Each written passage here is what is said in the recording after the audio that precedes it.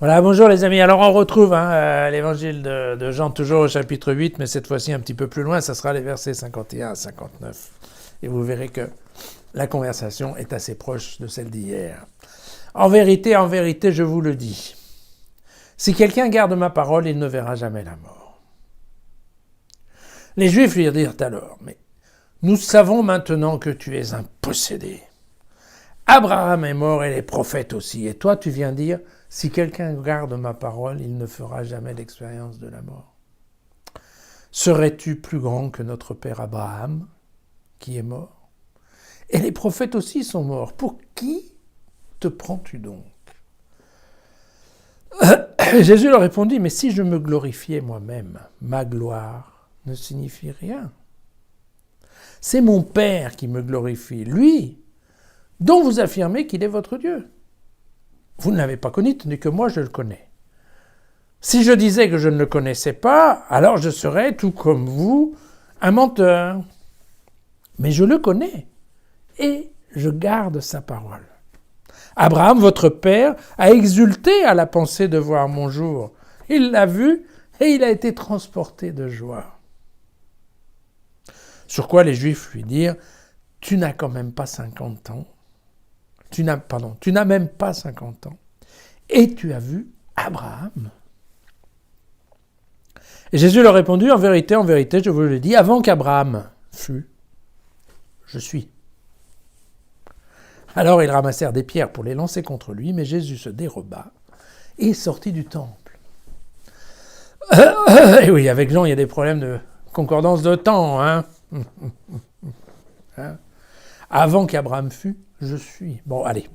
Alors, on retrouve bien donc exactement ce qu'on a vu hier, la confrontation entre les deux types de monothéisme. Le monothéisme héréditaire que les Juifs obtiennent de par leur naissance, et puis une relation, une hérédité, non par filiation, mais par comportement, j'aurais dit, une hérédité d'agir, en fait. D'accord ? Mais, là, encore une fois, vous comprenez qu'il y a un imbroglio, un malentendu sur le sens de la mort. Rappelons-nous que pour Jean, la mort, c'est la séparation de Dieu. C'est l'éloignement de Dieu. Alors, évidemment, les Juifs, eux, ils pensent à la mort, physique, naturelle. Vous voyez que, une fois de plus, il y a un bon malentendu entre les deux. Mais, vous comprenez bien, on reprend toujours la même histoire. Oui, mais moi, mon père, je le connais. Vous dites que vous le connaissez, mais vous ne le connaissez pas. Enfin bon, toute cette histoire. D'accord. Alors, la joie d'Abraham. Pourquoi on dit qu'Abraham a exulté et qu'il a été transporté de joie? Eh bien, ça a à voir en fait avec le livre de la Genèse. Parce que quand Dieu vient parler à Abraham et lui annonce que sa femme va attendre un bébé, alors que sa femme est stérile et elle est vieille. Sarah, qui était à côté, éclate de rire. Littéralement, elle éclate de rire. Et donc, Dieu demande à Abraham, mais pourquoi elle rit, elle? Et alors, et c'est rigolo, parce que ça, reprenez le texte original. Et Sarah dit, non, je n'ai pas ri. Alors, et Dieu insiste, mais si, tu as bel et bien ri. Allez voir, il y a ça dans la Genèse au chapitre 18, c'est assez rigolo, cette discussion en fait. Mais, typiquement, Abraham, ok, il y a la partie d'Isaac où c'est déjà un peu moins drôle, d'accord, quand il va vouloir effectivement immoler son fils, mais sinon, avant, globalement, Abraham, il a eu une vie incroyable. Au moment où il pensait que tout était perdu, il récupère un fils, on lui dit que les enfants vont être plus nombreux que les étoiles, enfin, c'est incroyable, on lui promet une terre. Donc vous voyez que, globalement, en effet. Et après, c'est vrai que voilà, si on part du principe qu'en effet, Jésus, avant d'être Jésus sur terre, il était Dieu au ciel, et que Dieu... il n'y a pas de présent, il n'y a pas de passé, il n'y a pas de futur, ben, il est évident qu'évidemment, Dieu était là avant qu'Abraham ne monte au ciel. Oui. Ça, il le dit. C'est impossible, bien entendu. C'est impossible pour les Juifs de comprendre.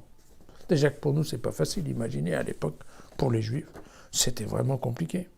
Et donc, une fois de plus, voilà, on retombe à nouveau sur cette incompréhension complète des Juifs. Encore une fois, alors là, on ne parle plus des Juifs qui avaient cru en Jésus, mais on va dire des bons juifs, hein. C'est incompréhensible, cette notion. Je suis le fils, je ne fais que ce que fait le fils, et donc, je ne me prends pas pour le père, je suis le fils. Ah mais, attends, si tu es le fils, mais tu dis que tu ne te prends pas pour le père, non. Pour les juifs, tout ça, ça s'appelle du blasphème. Or, le blasphème, attention, ça c'est clair. Le Lévitique au chapitre 24 nous explique bien. Celui qui blasphème le nom du Seigneur sera mis à mort, toute la communauté le lapidera. Émigré ou indigène, il sera mis à mort pour avoir blasphémé le nom. Voilà, c'est de ça dont on parle. C'est de ça dont on parle. C'est pour ça que dans tous ces passages qu'on voit rapidement, il y a des pierres qui volent. Pourquoi ? Parce que le blasphème, qui dit blasphème, dit lapidation. D'accord ? Ça, encore une fois, c'est clair, c'est dans la loi, on ne peut pas se tromper. Et donc, les Juifs, vous savez, il y a tout un mouvement qui critique, le mouvement chrétien, alors bon, c'était il y a déjà longtemps, hein. On disait vraiment, on ne peut pas s'entendre avec les Juifs parce que les Juifs ont condamné Jésus à mort. Mais oui, attendez, réfléchissons bien. Moi, je sais que si j'avais été un Juif pratiquant, croyant et probablement convaincu, c'est quand même vrai que c'est difficile d'entendre ce discours de dire « Oui, non, mais moi je ne me prends pas pour Dieu, je suis juste le fils de Dieu. Vous inquiétez pas, moi je suis juste le fils. Et ce que je fais, c'est parce que papa me dit de le faire. » Quand on est un bon juif convaincu, on dit « Non, mais attends, mais qu'est-ce que tu racontes, quoi ? Tu te prends pour Dieu. Ok, peut-être tu te prends pour Dieu le fils, mais... Vous voyez, j'essaye d'expliquer. C'était quand même pas facile pour les Juifs à l'époque. Hein, par rapport à un type qui vient et qui vous explique ça. Okay, c'est vrai, il y a des signes, il y a des choses comme ça, mais enfin, globalement, l'incrédulité juive, l'incrédulité des Juifs, là, à ce moment-là, très honnêtement, moi, je la trouve assez compréhensible. Ah, je peux me tromper, hein. À demain.